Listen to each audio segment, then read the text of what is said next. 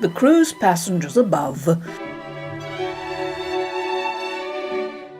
the wretched devils below. Do you know that in the bowels of the cruise ships, thousands of employees work long shifts for slave pay? We should like to remind the trade unions of this, but what the eye does not see, the heart does not grieve over. A living body made up of reed banks and canals. Once again, let us say out loud this word of warning: no more excavations in the lagoon. In the last few decades, the average depth of the lagoon has tripled, and unless we stop, it will become a sea inlet. The Venetianness of going by water will become impossible.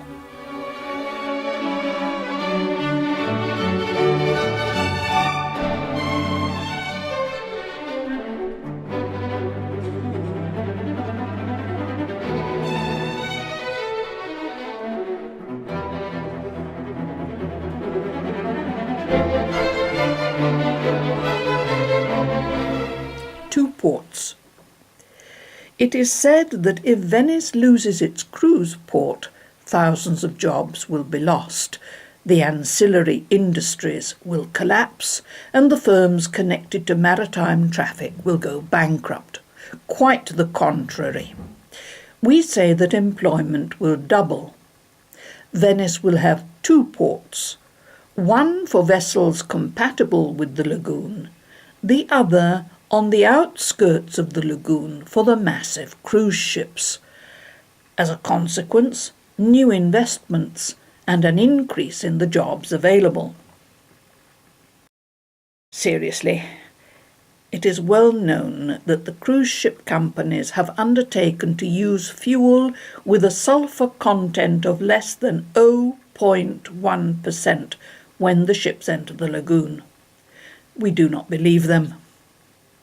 We demand that the competent authorities check the exhaust fumes coming from the smokestacks.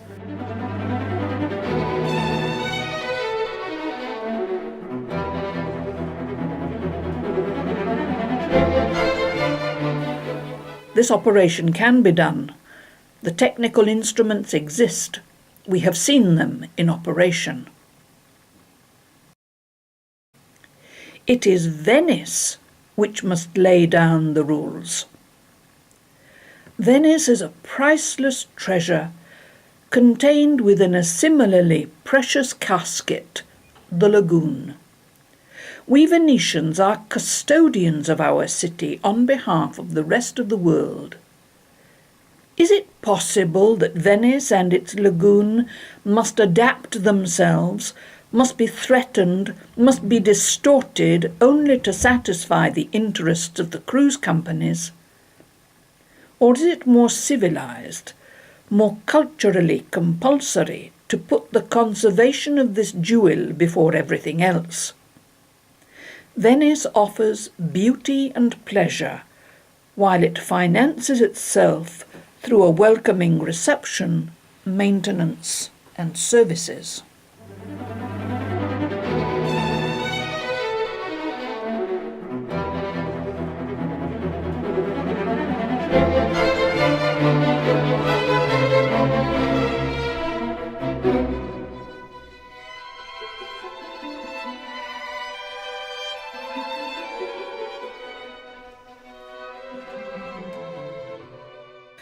No one can renounce Venice.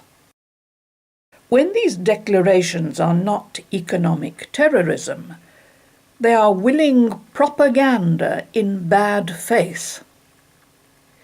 If Venice creates obstacles, then all of the ports of the Adriatic and beyond are ready to accept the cruise ships. If only that were so, we should like to reply. Venice does not need an exponential increase in tourism that is physically unsustainable. But it is not and will not be so. No one wants to renounce Venice. common sense will in the end impose an offshore port. An open wound. We are still dealing with water as our ancestors did. The water authorities who, to control it, risked, experimented, tried, made mistakes and then modified, always with delicacy and compatibility as the rule. This is not true for Mose, and we still do not know if it will work properly, nor if it will be useful. One thing is for sure, it will remain. This recent nightmare will urge us from now on onwards to invest only in reversible works.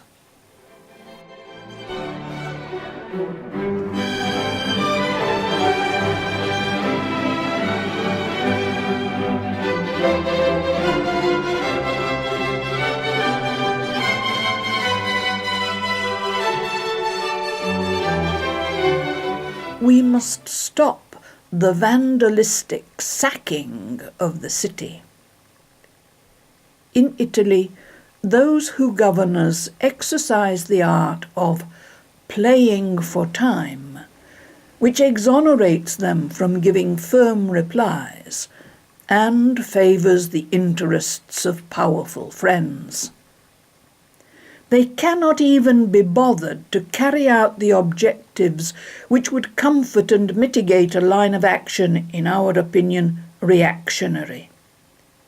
They boast of using clean fuel without checking it. The necessity of moored ships using energy supplied from the wharf without building the plants. A decree is passed limiting the passage of ships over 40,000 tons, with the exception of Venice, adding one flagstone to another to the road of good intentions, the one which notoriously paves the way to hell.